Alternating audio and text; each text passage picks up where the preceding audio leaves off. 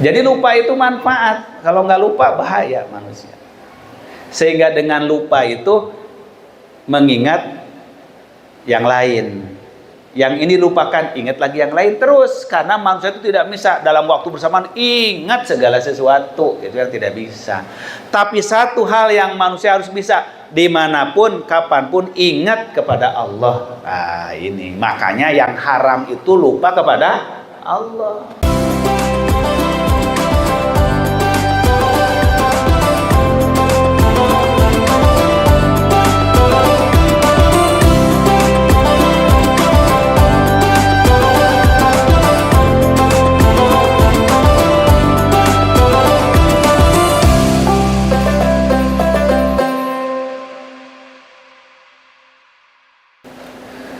Dalam setiap ibadah yang disyariatkan oleh Allah, oleh Islam kepada kita semuanya, itu selalu mengandung dua sisi, dua aspek. Satu adalah aspek legalitas formal, aspek ritual formal. Itulah yang menjadi tubuh, menjadi jasad daripada ibadah. Nah, yang kedua adalah aspek tujuan dan hikmah daripada ibadah, filosofi ibadah. Itulah yang disebut dengan ruh daripada ibadah. Kalau aspek formal ibadah, jasadnya ibadah, nah itu dikaji dalam kajian fikih. Maka fikih mah belajar tentang bagaimana tata cara suatu ibadah yang benar. Sholat bagaimana caranya, puasa bagaimana caranya, zakat bagaimana caranya, haji bagaimana caranya, jual beli bagaimana, nikah bagaimana, sewa menyewa. Itu namanya aspek formal dalam ibadah. Nah, aspek formal ibadah itulah yang membentuk wujudnya ibadah, jasadnya ibadah, berupa tata cara sholat, tata cara puasa, tata cara zakat, tata cara haji, tata cara kurban, tata cara jual beli, tata cara nikah terus. Nah, itu disebut dengan fikih. Makanya fikih mah ngabahasna teh tentang apa syarat suatu ibadah, apa rukun suatu ibadah. Tujuan belajar fikih itu supaya ibadahnya sah, tidak batal, ibadahnya supaya sunnah, tidak bid'ah. Nah, itulah disebut dengan tujuan dari fikih. Makanya upamanya fikih sholat, tuh, fikih sholat. Belajar tentang pemahaman sholat yang seperti apa yang sah. Fikih puasa, pelajaran tentang bagaimana memahami puasa yang benar, yang sah. Fikih nikah, pemahaman tentang nikah yang benar seperti apa. Fikih buyu, fikih pemahaman pelajaran tentang jual beli, terus kan tuh fikih. Maka dina fikih mah nu dibahasna pasti syarat dan rukun, buahnya sah. Kalau tidak memenuhi rukun dan syarat, buahnya batal, gitu kan. Contohnya sholat tuh. Apa syarat sholat? Coba syarat sholat. Syarat sholat dimulai dengan apa syarat sholat? Dimulai dengan bersuci. Syarat sholat itu harus bersuci. Artinya bahwa orang tidak bisa sholat kalau tidak bersuci. Bersuci bisa dengan mandi kalau hadas besar, bisa dengan wudhu kalau hadas kecil, bisa dengan tayamum kalau tidak ada air, atau ada air cuma nggak boleh kena air. Airnya ada cuma nggak boleh kena air siapa? Orang yang sedang sakit. Nah itu namanya syarat sholat. Apalagi syarat sholat harus nutup aurat. Laki-laki dengan perempuan beda batas tutup auratnya kan. Laki-laki mah dari lutut sampai pusar. Jadi kalau sholat pakai handuk laki-laki mah udah sah, pakai sarung sudah sah. Tapi teu sopan, gitu kan? Sopan nggak kalau ada yang sholat laki-laki cuma pakai handuk saja dari dada sampai lutut? Ah nggak apa-apa Ustaz, kan yang penting sah. Iya, tapi nggak sopan. Coba kamu berani nggak cuma pakai handuk doang menghadapi menemui gubernur? Wah, pakai anduk saja mau menghadap presiden mah diizinkan nggak oleh ajudannya? Nggak bakal, paling ditampar. Itu menghadap manusia, apalagi menghadap Allah. Tapi Allah mah maha kasih, maha sayang. Boleh nutup aurat walaupun pakai sarung buntung, pakai baju sobek, ngan jalmanya aja nggak punya rasa malu menghadap Allah dengan pakaian yang nggak rapi. Padahal firman Allah, khudu zinatakum inda kulli masjidin. Ambillah pakaianmu, perhiasanmu tiap ke masjid. Perhiasan itu maksudnya pakaian yang bersih, yang rapi gitu. Tiap ke masjid maksudnya mau ibadah, mau sholat. Maka harus bersuci, nutup aurat. Kedua harus masuk waktu. Nah itu syarat namanya. Maka kalau sholat nggak bersuci, sholat tidak tutup aurat, sholat belum waktunya sah tidak? Tidak. Itulah kajian fikih. Selain syarat harus ada rukun. Rukun teh prak-prakan ibadahnya yang pokok. Sholat rukunnya dimulai di mana? Sholat rukunnya takbiratul ihram, baca Fatihah, ruku, i'tidal, sujud, duduk atau sujud lagi sampai salam. Nah itu rukun sholat. Bedanya rukun dengan syarat apa? Kalau syarat mah di luar dari praktek ibadah, kalau rukun di dalam. Nah kalau sudah terpenuhi rukun dan syarat, kata fikih itu sah namanya. Itulah namanya aspek formal ibadah. Nah sekarang kita ke puasa. Apa coba syarat puasa yang nomor pertama? Apa syarat yang puasa nomor pertama? Harus niat. Niat dulu. Kamu lapar, tidak minum, tidak makan selama sebulan, tapi nggak pernah diniatkan itu untuk puasa, sah nggak puasanya? Ya enggak. Innamal amalu binniat.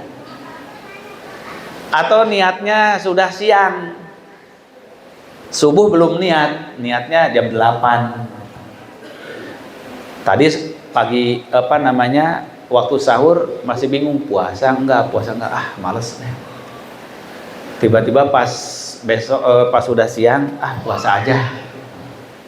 Padahal tadi nggak niat waktu sebelum subuh. Sah tidak niat sholat sahurnya? Tidak, karena dia sudah melewati batas waktu niat. Niat itu harus di awal waktu kan. An-niyatu qasdu syai'i muqtaronan bi fi'lihi wa mahaluhal qalbu, kan itu definisi niat. Niat teh menghendaki sesuatu, merencanakan sesuatu yang berbarengan dengan waktunya tuh.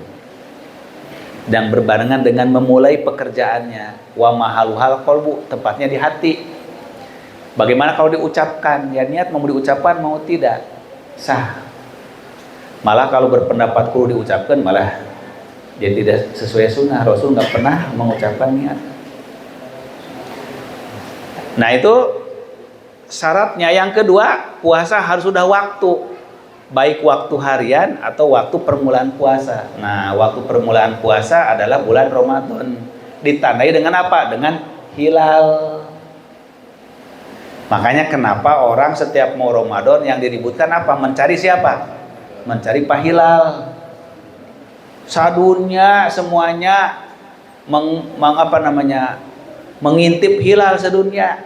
Para ahli, masyarakat nunggu sedang diintip dulu hilalnya, ya kan? Kenapa? Karena memang syarat. Kalau salah syaratnya tidak sah. Belum waktunya udah puasa, sah tidak? Tidak sah. Sama dengan waktu duhur jam 12:05 kita sholat jam 11, sah tidak sholatnya? Tidak. Baru tanggal 30 Sya'ban kita udah puasa Ramadan, ya tidak sah. Nah makanya Harus pasti dulu sudah masuk belum, karena waktu itu syarat. Saking harus pastinya, maka Al-Quran mengatakan paman syahida minkumus syahra falyasumhu. Kata hadis Nabi, sumu liruyatihi waftiru liruyatihi. Puasa itu karena terlihat, bukan karena terlihat. Maka timbullah penafsiran maksud terlihatnya gimana? Apakah harus terlihat langsung oleh mata telanjang tanpa alat, atau boleh pakai alat, atau boleh pakai ilmu? Maka timbullah jadi madhab tentang hilal. Ada madhab ru'yatul hilal bil ain, harus terlihat langsung oleh mata, nggak boleh pakai alat. Kalau pakai alat nggak sah. Dan nabinya juga nggak pakai alat. Nabi mah boro-boro pakai teropong, pakai kacamata juga kagak. Boro-boro pakai kacamata, pakai songsong aja nggak, apa songsong? Itu songsong teropong dari bambu. Tukang niup Pak Haji, kalau Pak Haji Rosid tahu, dihawu untuk niupan api kalau sedang masak tuh. Maka timbullah dua madhab yang harus langsung dilihat, ru'yat bil ain.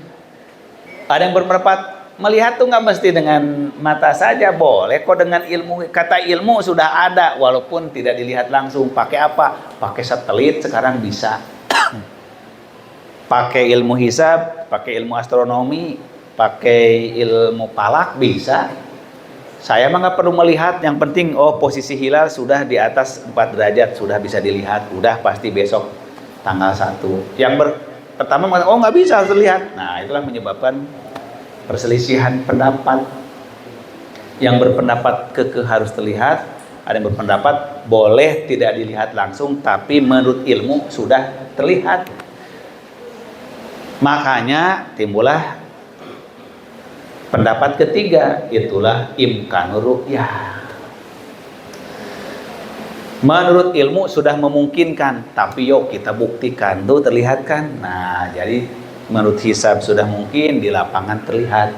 Bagaimana kalau menurut hisab sudah memungkinkan, ternyata tidak terlihat karena mendung, sudah dianggap terlihat, kan udah yakin ada. Nah, itu timbullah pendapat ketiga. Kan selalu begitu pendapat mah. Pendapat pertama, pendapat kedua, pendapat tengah-tengah gitu. Yang disebut dengan mutasyadidun, mutasahilun, mutawasitun. Yang ekstrim kanan, ekstrim kiri, timbul pertengahan. Maka Islam mengajarkan umatan wasato, nah umat yang pertengahan. Nah, jadi kenapa sampai ribet-ribet dan ribut-ribut nunggu hilal? Orang lain mah sudah canggih, sudah ini. Betul, tapi karena ini syarat untuk memastikan ibadah sudah masuk waktu. Nah, yang ketiga dalam saum tuh ada rukun. Rukun mah cuma satu, puasa mah. Apa rukun puasa? Al-imsaku, nahan diri. Menahan diri dari makan, minum, dan syahwat yang membatalkan di siang hari Ramadan. Itu puasa marukunya cuma satu, yaitu al-imsaku, menahan diri.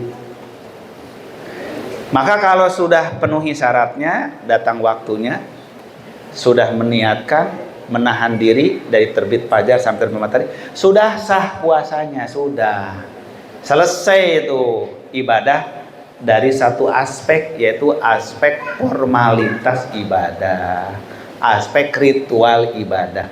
Tapi pertanyaannya, memang ibadah cuma gitu saja? Nah, tentu tidak. Maka dalam ibadah ada aspek makosid, ada aspek hikmah, ada aspek tujuan, ada aspek manfaat. Naon sih hikmahna puasa teh, naon hikmahna sholat teh, naon tujuanana. Untuk memahami makosid dan hikmah dari ibadah, maka dipelajari ayat-ayat, hadis-hadis tentang semua ibadah itu. Tentang sholat, pamannya Al-Quran memerintahkan aqimus sholat, aqimus sholat, aqimus sholat, wa atu zakat, wa atu zakat. Tata caranya disebutkan dalam Al-Quran, dalam hadis Nabi rinci. Nah, itu kaifiatnya. Tetapi Al-Quran juga mengingatkan, apa tujuan sholat? Coba, maksud sholat Aqimis sholata lidzikri. Dirikanlah sholat untuk dikir pada Allah. Apa arti dikir? Ingat. Apa arti ingat? Sadar. Jadi kalau jalma nggak dikir, nggak ingat itu artinya nggak sadar. Nggak sadar tuh bisa pingsan, bisa gelo. Bisa sadar, bisa tak sadar tuh bisa pingsan, bisa hilang ingatan alias gila. Maka orang yang tidak sadar itu tidak dikir. Nah, tapi dikirnya kepada Allah, harus selalu ingat. Kenapa? Sebab manusia mah sifat dasarnya pelupa. Maka manusia disebut manusia al-insanu sumi al-insanu binisyanihi. Manusia dinamakan insan teh karena pelupanya. Makanya ada mengatakan al-insan teh diambil masdar tina nisyanun, tina nasya yansa, nisyanun insanun, pelupa.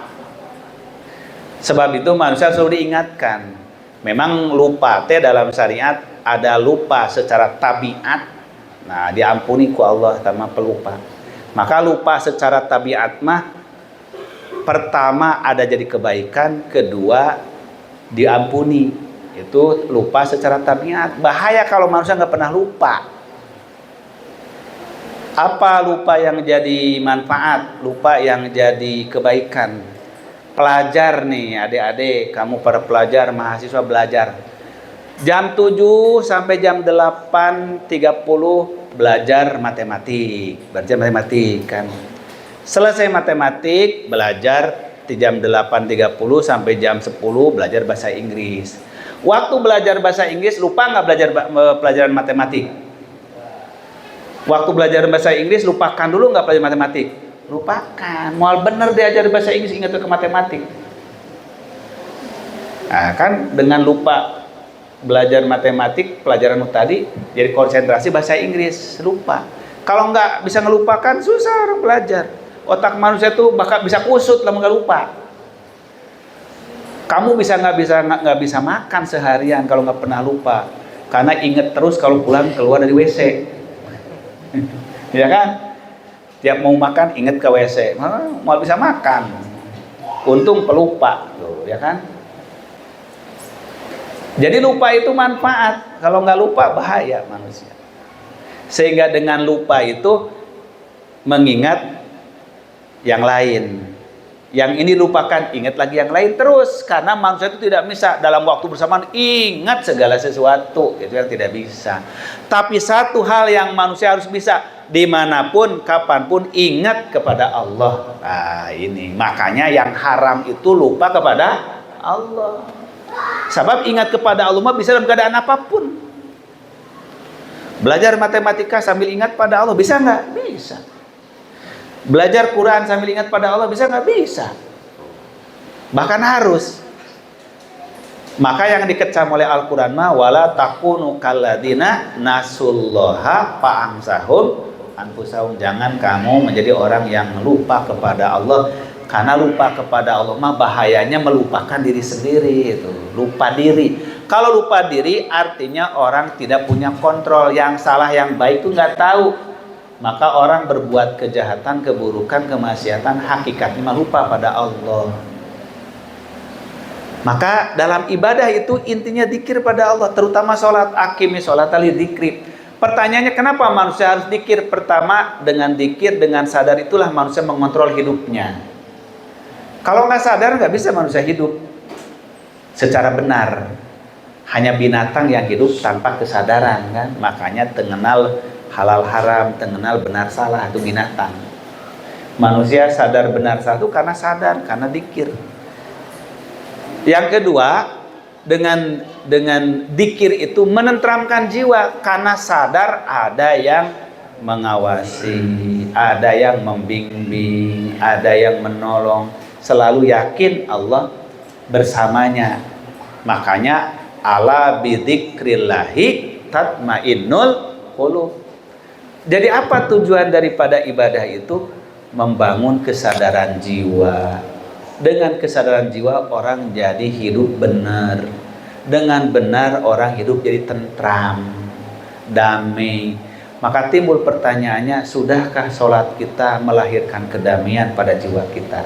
Nah, Apakah sholat kita menciptakan tentram di dalam hati kita? Ini yang berat. Maka ibadah mah kalau cuma formalitasnya ruku sujud, siapapun bisa. Anak kecil bisa nggak diajak sholat? Bisa. Orang dewasa apalagi. Orang gila bisa nggak diajak sholat? Bisa, gelo ge diajar sholat mah. Orang muslim bisa sholat? Bisa. Orang non muslim bisa pura-pura sholat? Bisa. Yang tidak bisa itu bagaimana menikmati sholat. Betul? Nah, itu yang susah. Sebab menikmati sholat mah itu mah sudah masuk kepada tujuan dan hikmah daripada sholat. Puasa, orang bisa puasa-puasaan, bobohongan. Tapi menikmati puasa tidak bisa main-main. Makanya yang diperintah oleh Allah, setelah orang mampu melaksanakan ibadah secara formal, harus meningkat kepada makosid dan hikmah daripada ibadah. Apa sih tujuan dan hikmah ibadah? Sholat, akimi sholat tadi dzikri. Kalau sudah dzikri, maka hikmahnya orang terkendali dari perbuatan maksiat. Inna sholata tanha anil fahsya'i wal munkar. Begitu pula saum. Saum itu mengendalikan diri. Formalitasnya mah mengendalikan diri dari makan dan minum. Tapi inti yang terdalamnya mah mengendalikan hawa nafsu. Wa amma man khofa maqama rabbihi wa nahan nafsa 'anil hawa fa innal jannata hiyal ma'wa. Siapa yang telah takut berhadapan dengan Robnya, wa nahan nafsa 'anil hawa, dan dia mengendalikan hawa nafsunya dari dorongan-dorongan kejahatan, fa innal jannata hiyal ma'wa, maka berarti surgalah tempat tinggalnya. Itulah inti daripada ibadah. Makosidnya itu ke dalam, membangun ketentraman karena zikir, keluar membangun ketentraman karena manusia henti dari maksiat. Nah yang repot ini orang kalau sholat terus, puasa terus, korupsi terus, maksiat terus, ini yang repot. Berarti ibadah itu baru sampai tataran formalitasnya, belum sampai tataran hakikatnya, belum sampai kepada makosid dan hikmah. Nah maka kenapa oleh Allah diulang-ulang terus ibadah? Biar menjadi jiwa, biar menjadi karakter. Maka muncullah karakter dari sholat orang-orang yang selalu dzikir pada Allah, orang yang selalu menjaga hatinya bersama Allah, sehingga lahirlah sikap menjauhi pelanggaran. Dari puasa terbentuklah karakter muraqabatullah, ma'iyatullah, merasa selalu diawasi Allah, merasa selalu bersama dengan Allah, sehingga lahirlah orang memiliki kontrol dirinya, tidak perlu diawasi oleh orang lain. Coba kita sedang puasa, diawasi orang lain atau diawasi oleh Allah? Oleh Allah. Kalau puasa harus diawasi sama polisi, pasti banyak lu batal. Ya. Tapi karena langsung Allah yang mengawasi. Nah yang berat ini bagaimana membangun nilai daripada sholat dan puasa itu dalam kehidupan. Inilah tanggung jawab kita semuanya. Sehingga dari ibadah kepada Allah itu melahirkan buahnya, mencapai makosidnya. Itu sebabnya Al-Quran mengecam orang yang ibadahnya hanya sampai taraf formalitas. Fawailul lil musallin, celakalah orang yang sholat. Kenapa? Sholatnya cuma formalitas, cuma ruku sujud, tidak pakai hatinya dzikir pada Allah, tidak pakai khusyuk, tidak pakai ikhlas. Alladzina hum an salatihim sahun, lalai hatinya. Alladzina hum yuraun, riya, pamer, pengen terlihat gurunya, pengen terlihat tetangganya, pengen terlihat atasannya, pengen terlihat bawahannya, pengen dapat pujian. Nah, yuraun wayamnaun al-maun, tidak merubah karakter dirinya, pelit tetap pelit, bahil tetap bahil, apa kikir tetap kikir.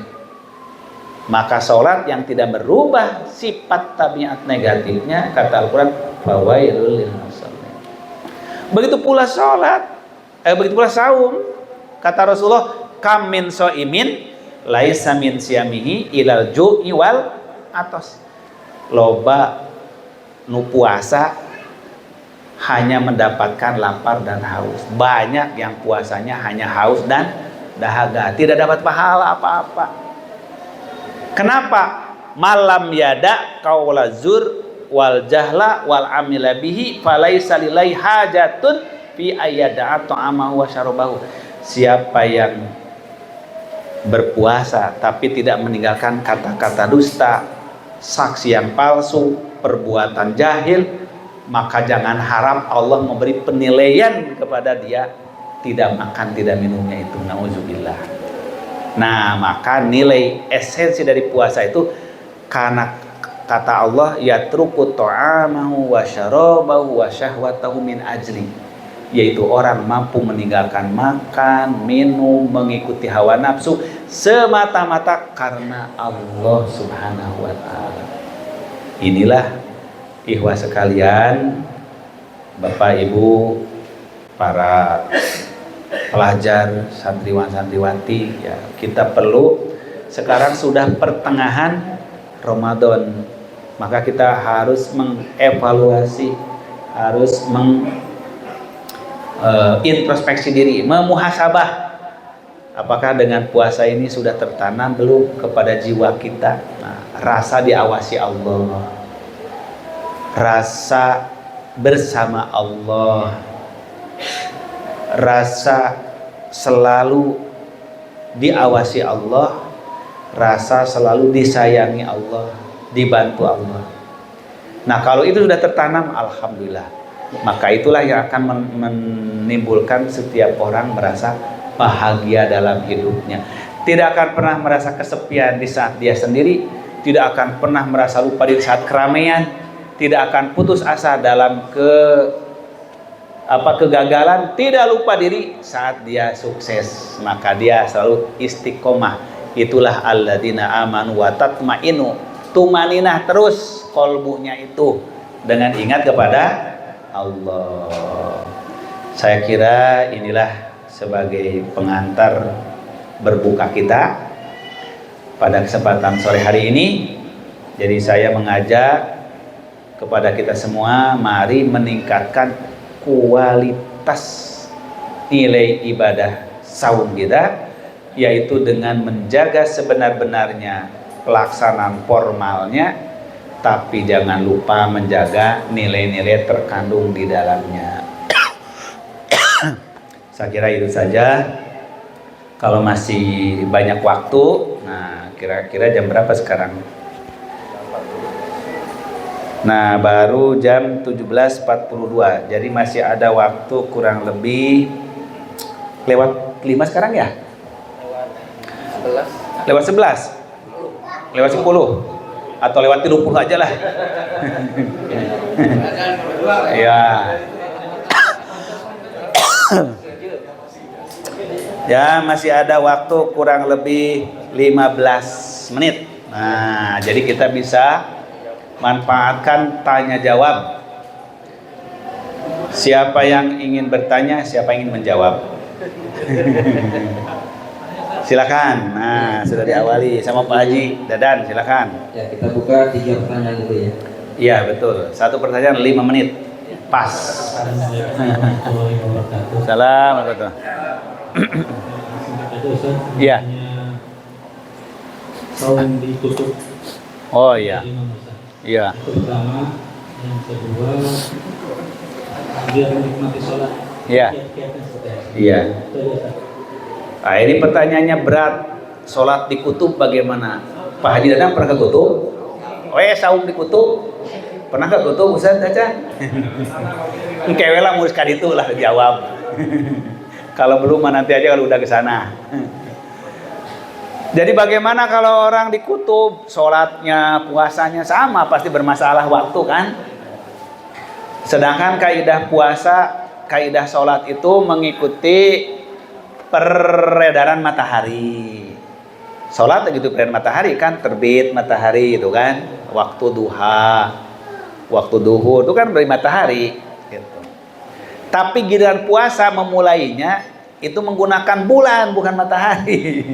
Kalau menggunakan matahari mah harusnya Indonesia lebih dulu daripada orang Saudi. Tapi giliran memulai puasa dengan bulan, tapi giliran harinya dengan matahari gitu.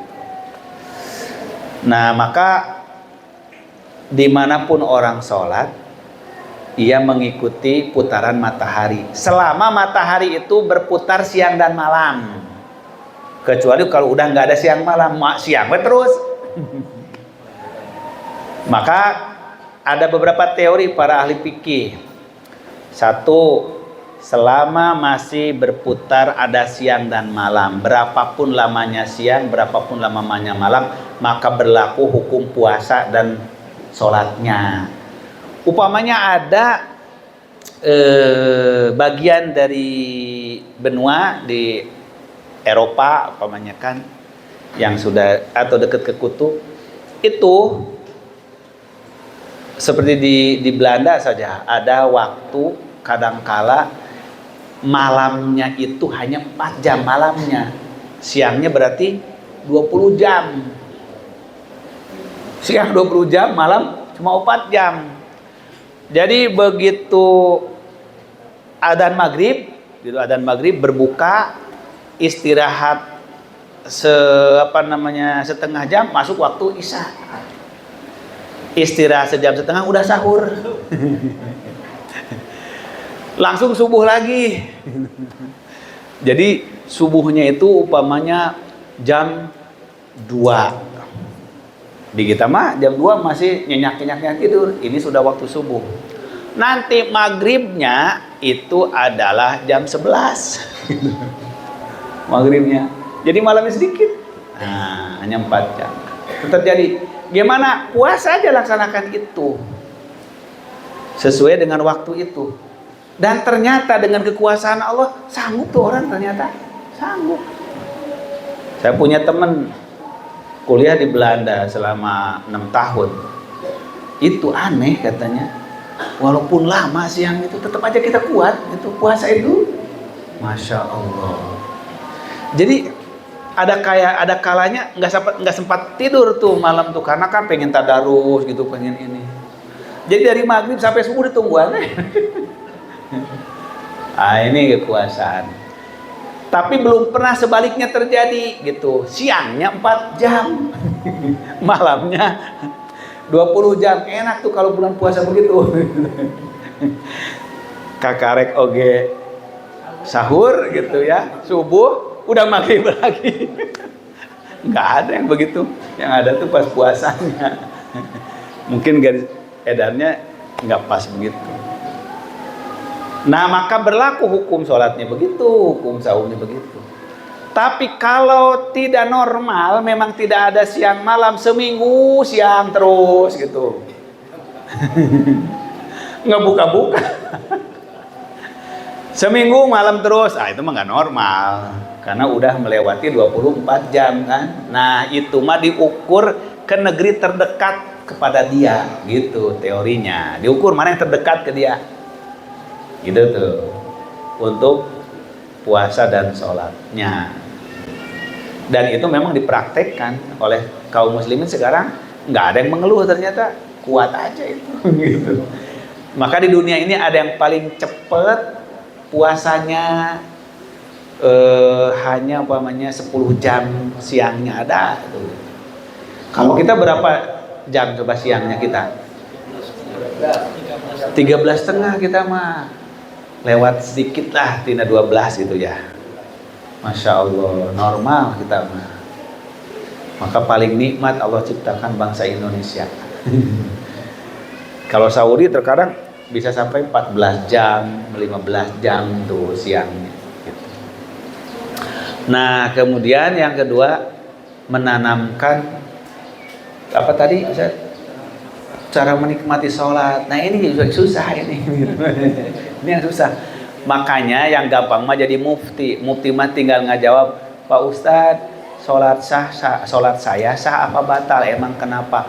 Tadi teh lagi sholat, sudah tasahud akhir, tapi belum selesai tasahud akhir, keduluan dari bawah. Assalamualaikum. Belum assalamualaikum sudah bunyi dari bawah duluan. Padahal sudah tasahud akhir. Sah apa batal sholatnya? Gampang ngejawabnya. Apa jawabnya? Batal. Walaupun tinggal sedikit lagi ke salam, tapi batal wudunya karena buang angin. Batal tuh. Mukti mah gampang kan? Batal. Terus kumaha ulangi lagi, aduh dari awal lagi. Ya wayahnya wayahtum, wayahnya. Harus mulai lagi. Nah, itu namanya. Ustadz, saya sholat. Sudah selesai sholat baru ingat, kok saya teh belum wudhu. Siapa tidak sholatnya? Tidak, batal. Tapi kan udah selesai. Iya, batal karena syaratnya tidak dipenuhi, tidak wudhu, harus ngulangi lagi. Ustadz, saya sedang puasa, lupa saya teh makan aja habis sepiring. Udah habis sepiring ingat, aduh, udah kenyang, ingat, batal tidak? Tidak, kenapa? Enak puasa mal lupa tidak batal, kenapa sholat mal lupa batal? Kenapa? Padahal yang namanya rukun jeung syarat mah walaupun lupa tetap nggak batal. Betul nggak? Coba ulangi. Saya sedang sholat, baru serokat, lupa belum wudhu, atau lupa saya batal. Batal nggak? Sholatnya batal, kan lupa. Kan lupa, batal. Sekarang kita sedang puasa, lupa minum sebotol teh manis. Selesai, ingat, batal tidak? Kenapa tidak? Kan lupa, tadi juga lupa. Loh, kenapa bisa beda? Lupa di puasa, jeung lupa di sholat. Nah, makanya ada madhab dalam Islam nggak nerima hadis itu. Ini menyalahi kaidah dasar. Rukun, yang namanya rukun, namanya syarat, mau lupa, mau sengaja, batal. Seperti kita mau lupa, mau sengaja, kentut lagi sholat, batal nggak? Nggak usah, nggak sengaja saya mah kentutnya, tetap ya batal. Mau lupa, mau tidak lupa, batal. Kenapa kalau puasa minum lupa? Ini namanya kehususan. Ini namanya menyelisihi apa namanya, kias. Mau kias mah harusnya batal. Sabab rukun dan syarat mah kalau tertinggal, mau sengaja, mau tidak sengaja, mau lupa atau sengaja, ya batal. Tapi kecuali puasa, karena ada dalilnya. Kata Nabi, siapa yang makan atau minum karena lupa di bulan puasa, teruskan puasanya, itu mah Allah memberi makan dan minum. Jadi boleh makan minum lagi puasa, ingat ya, boleh, asal lupa. Makanya siapa yang pernah lupa? Maka tidak ada lupa yang disyukuri kecuali lupa sedang puasa. Alhamdulillah lupa. Yang nggak boleh itu lupanya dinanti-nanti, sengaja siapa tahu lupa. Akhirnya sedang puasa kemana-mana bawa minum. Kenapa bawa minum? Sugan we poho. Nggak poho.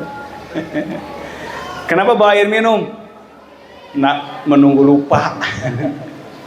Mau lupa sengaja. Ya kan? Nah, menghayati sholat, menjiwai sholat, dalam bahasa agamanya itu adalah khusyuk. Itu yang paling susah. Maka para mufti ditanya bab tujuan jeung hikmah sholat mah tidak bisa ngejawab. Ustaz, apakah ibadah sholat saya sudah terima belum oleh Allah? Aduh, nggak tahu saya juga. Saya mah tahunya hanya sah dan batal. Kalau diterima dan tidak, khusyuk dan tidak mah saya juga nggak tahu. Saya juga khusyuk apa tidak. Masya Allah. Maka untuk mencapai kenikmatan sholat, kehusuan sholat, dibuatlah beberapa dawabit, beberapa kaidah, beberapa kiat. Nah, kiat-kiat supaya sholat menikmati. Satu, nggak boleh sholat dalam keadaan apa? Dalam keadaan lapar, nggak boleh. Ustaz kan sedang saum atuh kumaha dahar. Tidak boleh sholat dalam keadaan sedang lapar padahal tidak puasa, maksudnya begitu. Atau waktu buka. Makanya kata Rasulullah, idza quddimal asya fabda'u bihi qabla an tusalul maghrib. Kalau sudah dihidangkan makanan, buru-buru makan dulu sebelum sholat. Tuh. Jadi eta teh sunnah, kita makan dulu, jangan begini. Saya mah orang pecinta sholat, nggak bakal makan dulu, sholat dulu saya mah. Pasti lagi sholatnya ingat makan, mendingan ker makan ingat sholat. Maka kata Rasulullah, jika sudah dihidangkan makanan, datang waktu sholat, makan dulu. Supaya apa? Supaya sedang sholat tidak ingat makan. Itu kiat, cara-cara ikhtiar supaya bisa menikmati sholat. Nggak bakal kita bisa menikmati sholat kalau ditungguan ku makanan. Jangan begini, ayo kita sholat dulu biar khusyuk makannya nanti. Sholat dulu biar khusyuk makan. Mendingan ayo makan dulu biar khusyuk sholatnya. Ayo udah makan, sholatnya nu khusyuk. Kalau sudah sholat makannya nu khusyuk. Nah, maka makan dulu supaya sholatnya tenang, khusyuk. Itu yang pertama tuh. Yang kedua, Rasulullah mengajarkan jangan sholat itu menahan dua keberatan.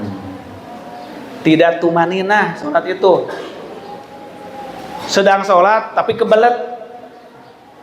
Kebelet BAB atau kebelet pipis, nggak boleh. Kata Nabi, la sholata bihadratit ta'am wala huwa yudafi'uhul ahbasan. Tidak boleh sholat depan makanan, tuh nggak boleh. Kedua, tidak boleh sholat sedang menahan dua beban, dua keberatan. Sholat depan makanan dan sholat sebelum makan.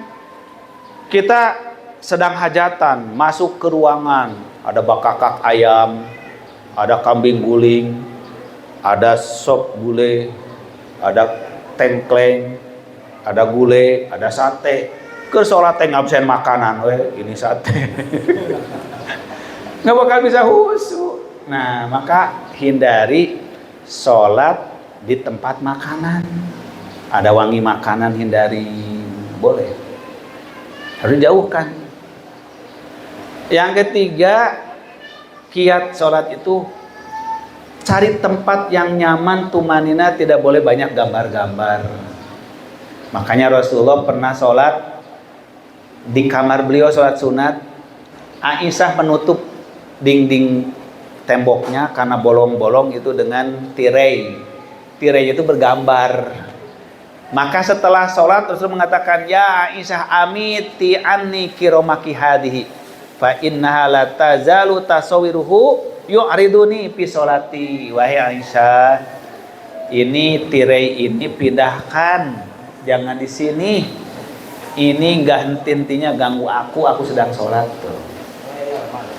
Jadi harus dijaga tempatnya. Itu kiat dalam sholat. Yang berikutnya lagi apa? Tidak boleh sholat dalam keadaan ngantuk sholat. Akhirnya baca qul ya ayyuhal kafirun muter di situ ke tamat-tamat. Qul ya ayyuhal kafirun la a'budu ma ta'budun wala antum ma'budun wala ana a'budu ma wala antum ma'budun. Begitu dibilangin lakum dinung taeta lakum dinukum. Tidak boleh. Jadi sholat tidak boleh di tempat yang banyak gangguan. Sholat tidak boleh dalam keadaan ngantuk. Maka kata Nabi, idza na'asa ahadukum fi sholati falyarqud. Kalau seorang ngantuk sedang sholat, tidur dulu. Nah, ini mah maksudnya sholat sunat. Sholat sunat malam ngantuk, tidur dulu. Nah, terusin lagi. Tapi kalau sholat wajib nggak boleh beralasan dengan ngantuk. Ngantuk ntar aja, tiduran. Akhirnya kelewat sholat duhur, sholat asar, sholat maghrib. Jadi yang ada dalam hadis Nabi itu memang kiat-kiat. Tapi untuk mewujudkan, menikmati, menghayati sholat, ini memang perlu belajar dengan sungguh-sungguh ke Rasulullah. Maka kata Nabi, shollu kama ra'aitumuni usolli. Sholatlah kalian seperti kalian melihat aku sholat. Sayangnya yang diceritakan kepada kita sholatnya Nabi teh tata carana hungkul, betul nggak? Tata caranya saja. Khususnya sholat Nabi kumaha ini yang susah dicari. Padahal digambarkan bagaimana khususnya sholat Rasul kan. Bacaannya tartil, tuwarotilil Qur'an tartila. Menghayati setiap ayat yang dibaca. Idza marra bi ayati rahmatin sabbaha, jika lewat ke ayat yang mengandung rahmat bertasbih. Idza marra bi ayati adzabin, jika lewat ke ayat tentang azab, Nabi itu ya ta'awadha, berta'awud. Itu Rasul menghayati sholat, Masya Allah. Nah inilah yang termahal dari ibadah. Nikmat ibadah itu yang berat, yang sulit. Makanya ibadah itu tidak boleh berhenti sampai orang merasakan kenikmatan ibadah, keyakinan ibadah. Rasulullah kan mau sholat saja sampai mengatakan, ya Bilal arihna bi sholat, wahai Bilal damaikanlah aku dengan sholat. Ya Nabi mah mun keur gelisah ku sholat leungit gelisahna. Ai urang mah sabalikna, lamun gelisah teu kerja teu mau sholat. Sholat teh kudu keur senang we. Aya jalma teh lamun keur senang rajin ke masjid, rajin sholat. Lamun lagi susah kelihatan gak pernah ke masjid. Ya ngapain ke masjid juga, saya tetap aja susah. Ngapain ke masjid juga, tetap aja saya sakit, tetap aja sengsara. Nah itu, keur mah sengsara teu sholat 2 kali lipat sia sengsara. Ada yang sebaliknya, mau sholat kalau lagi susah. Kelihatan di masjid khusyuk, nangis, ternyata kena musibah. Kalau lagi nikmat, lupa nggak pernah lagi sholat. Aya nu kitu jalma teh. Eta mah doakeun siksa sarawe terus. Biar rajin sholat. Makanya kata Al-Quran, wa minan nasi may ya'budullaha ala harfin. Di antara manusia ada orang yang ibadahnya kepada Allah di pinggiran. In asobathu nikmatun, apabila ditimpa kepadanya kenikmatan, itma'an nabihi, tumaninah ibadahnya. Wa in asobatu doro, jika ditimpa musibah gitu. In qalaba ala wajhihi, balik deui ta kana karakter biasana, ka habitatna. Tara salat, tara puasa. Nauzubillah. Nah, jadi mencapai kenikmatan salat tuh menghayati, menjiwai yang urang salatnya bertemu dengan Allah.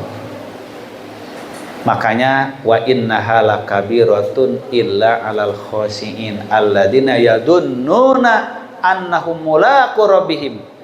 Salat teh jeung puasa teh berat kecuali orang yang yakin berjumpa dengan Tuhannya. Itulah yang bersolat teh berjumpa dengan Allah, puasa teh berjumpa dengan Allah. Buktinya apa? Kita diawasi Allah. Nah maka yakin berjumpa dengan Allah. Siapa yang tidak ingin berjumpa dengan Allah? Tapi menanamkan berjumpa dengan Allahnya kumaha? Da eta hese deui wae kan. Ma'rifatullah, mengenal Allah. Jadi intinya seluruh ibadah dinikmati ketika orang sudah kepada kecintaan. Akhirnya mah puncak dari ibadah itu dinikmati karena cinta. Tanpa mencintai apapun tidak ada yang nikmat. Kita nikmat makanan, nikmat pun karena cinta pada makanan itu. Kita nikmat di dunia ini karena cinta pada dunia ini. Kita nikmat hidup karena cinta pada hidup. Coba kalau kita nggak cinta hidup pasti bunuh diri. Nah maka menikmati apapun karena kita mencintainya. Cintailah sholat, cintailah Allah, cintailah saum. Niscaya kita akan menikmati. Insya Allah seperti itu. Nah, untuk menanamkan kecintaan diantaranya apa? Dengan melatih membiasakannya, melatih memahamkannya, melatih merasakannya, menjiwainya. Maka timbullah kenikmatan. Kenapa kita menikmati makan nasi? Jadi leletik diwawalan nasi ke orang tua. Padahal kalau dibanding dengan keju, bergijian keju, tapi enakan kejo we kita mah. Kenapa? Dati leletik disuapinya kejo. Ari orang barat mah sebaliknya nggak kenal kejo, ti kecil diwawalannya keju. Jadi nikmati teh keju bukan kejo.